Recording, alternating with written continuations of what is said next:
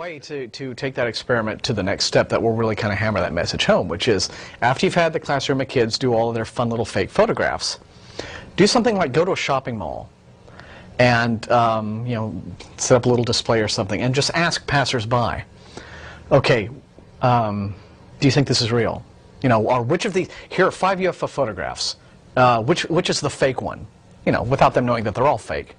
You know, but just which is the fake one, right? Now that may be a little bit leading, but you know, still a person who sort of knew what he was doing would be like, well, I think they're all fake, you know, or someone might be, you know, something like that, or and then get the kids understanding, oh, wait a minute, it's really easy to fool just your average person.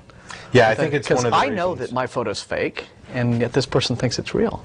One of the things you find across the board in the skeptic community, in the atheist community, and we've talked about this before, magicians. All over the damn place. Oh, yeah, yeah. Rory Coker worked on some effects and wrote some books magic-related. I've done it. You got Penn and Teller and James and Swiss Penn and Teller James there, and Wiseman, and all of these people who are professional or amateur magicians who were brought up with an interest in learning to fool people, and began to really see how easily we can fool basically ourselves. I won't go into too much detail on it, but it's one of the things that I've been working on for another lecture. But we fool ourselves all the time. Wiseman's demonstration about how observant we are, the things that we miss, the changing color of the background, etc. That's a good example.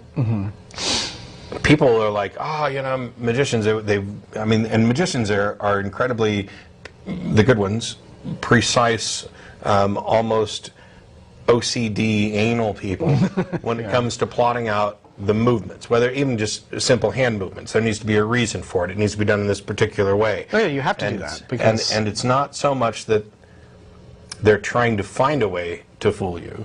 They're trying to find a way to do something where you can fool yourself.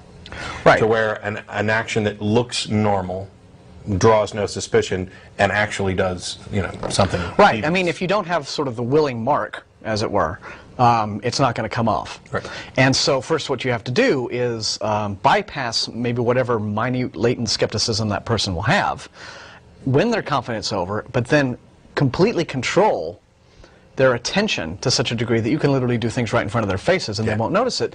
But the only way you can do that is if they make the choice to say, okay, I trust this, or at least I'm interested in, I know this guy's a stage magician, so I know he's going to do tricks to me, but this is interesting, and so I'm going to follow along. That's the part that I find most interesting, is that people will go to a magic show knowing that the guys are intentionally trying to deceive you and will walk out just completely baffled. And some of them, as bad as this sounds, will walk out actually believing that this person has done something supernatural. Yeah, that's a little alarming. You know, I'm not great, and I haven't been doing things, you know, really in years, but I remember, no kidding, there were times in the Navy where I'd be sitting around doing a card trick, and I'd do one that was not like a pick a card, find a card, but more of a visual, kind of shocking, something that looked like what we would imagine real magic, which is a bad term too, to look like. And I literally had guys say, you're the devil, and walk out. And it's like, you know, okay, I'm not going to show you how I do it. And so you're in the Navy, so these men are defending our nation, and they have high-powered weapons. And they're okay. And yet they're, you know, but you know, we've got pilots who step onto planes, or won't step onto planes, without their Lucky Charms. And I'm not talking about the breakfast cereal. Yeah, well, that Lucky Charm will do a real lot of good if they get a sort of heat-seeking air-to-air missile up their ass.